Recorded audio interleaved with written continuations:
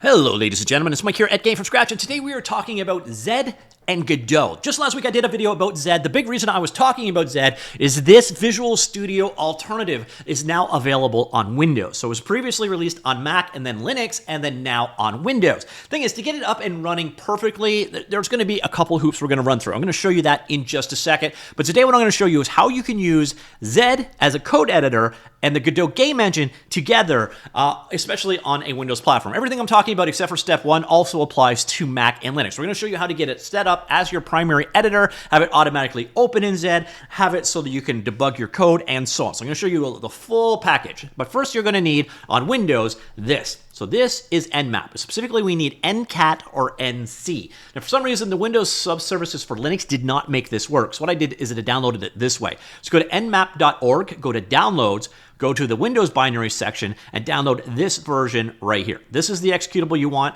Go ahead and install that. You will know that it works when you come here and you fire up command prompt and you type Ncat. You will get an error message like that, as opposed to cannot find. Once you have that, you are good to go. You do not need to do that on Linux or Mac because, quite frankly, they have it built in. So here we see this is a sample project inside of Godot. I have already configured everything, but I will show you how to do this step by step. So when I do, I can come into my project, I can go ahead and I can select something like this, and it will load it up in Zed. Now, the cool thing about Zed, you just saw it, that loaded from scratch. Zed is very fast, which is lovely. Now, you're also going to notice we are getting syntax highlighting for our example right here. That is available as an extension. You're going to want to go ahead and install that as well. So once you have Zed installed, go here, go to extensions like so, search for GDScript, and grab this guy right there. So you can install it there. I already have it installed. So once you've got that in, you are good to go. And you'll notice here, this is our code editor. We do have syntax highlighting. Even better,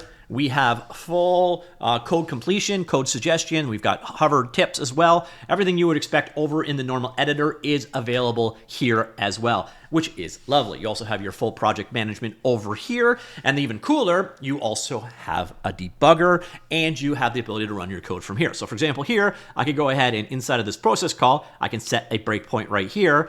And then I can go ahead and I could run it this way, or I could do Command-Shift-P, just like what you saw with Visual Studio Code's default. We'll go ahead and run that. You can either launch it or attach it. By the way, I will show you how to set that one up in just a second as well. This will fire up a copy. So you see over here, here is our project. It is not doing anything, however, because bam, we hit our breakpoint. And there you can see the values as we are evaluating it. Our code here for step over and so on. You can inspect variables over here. So you've got your full debugging experience here.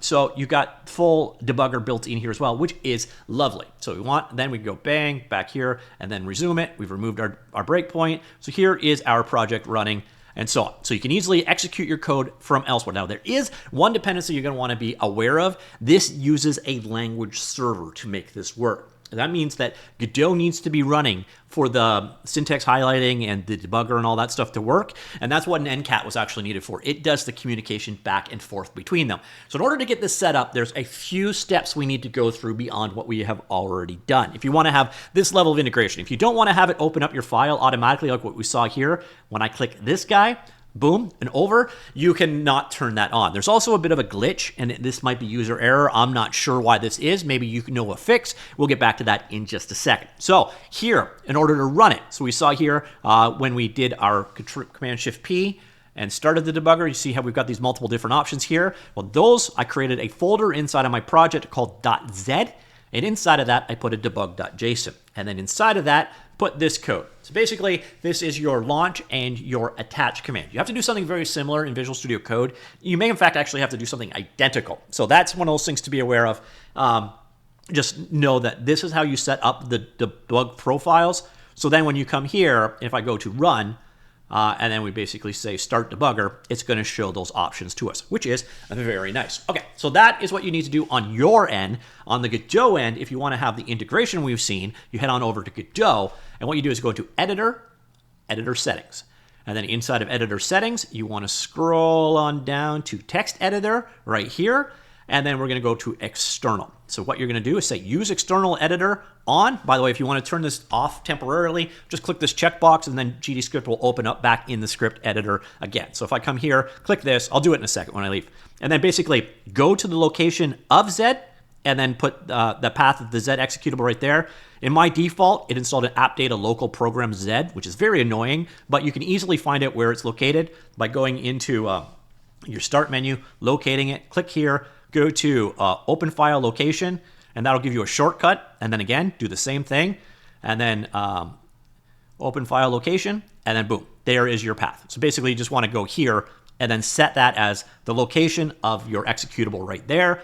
And then for flags, you put brace bracket, project, end brace, file, end brace, line, end brace with colons in between, and then finally column, and then done, and then dot. So that will give it the path of the current selected file and the current line and open it up accordingly. Now, this is where I think I may have made a small error because if you'll notice here, if I select another script like this one, it will open it up, but it's not necessarily loading that file up. So if you know why I'm doing what I'm doing wrong there, I would love to know it because that should not be the default behavior. So once again, if you're back in Godot and you want to turn this functionality off, just go here, editor, editor settings, text editor, external, click that there so you can toggle it either way, and then boom. So now if I click ball, it'll load up here. And then once again, I can go back to an external editor over here, click that on and close, and then click ball, and it will open up over there. So it's easy to turn off and on. So if you find that you want to go back and quick edits inside of the editor,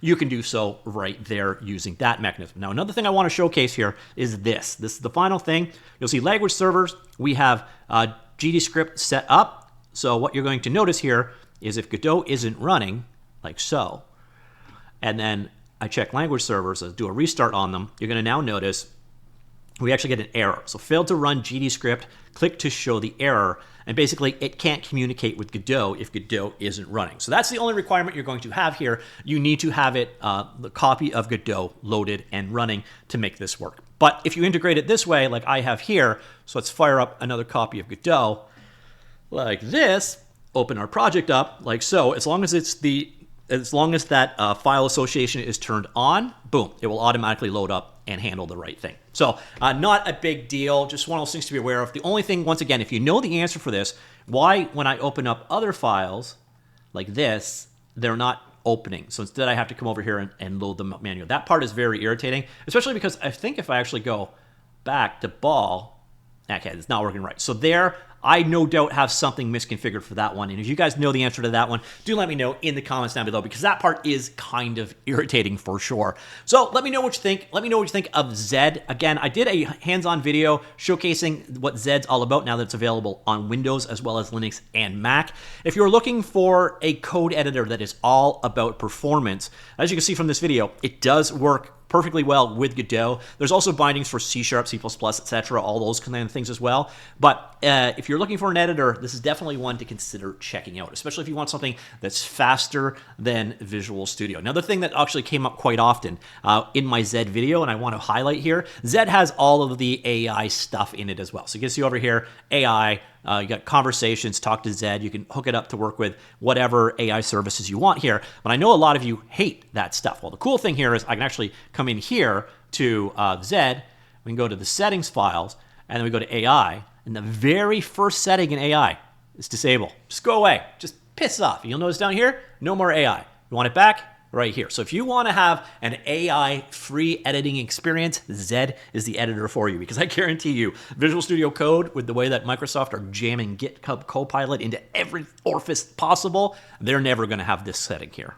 So a lot of things to like about Zed, but I'm curious, what do you think? That's Zed and Godot. Let me know, and especially if you know a fix or a workaround to that file opening thing, because I know it's literally just my settings. Probably my configuration here is off by a little bit. I'm just not 100% certain what it should be. So if you know in the comments down below, I would love to see it. And that's it. I'll talk to you all later. Goodbye.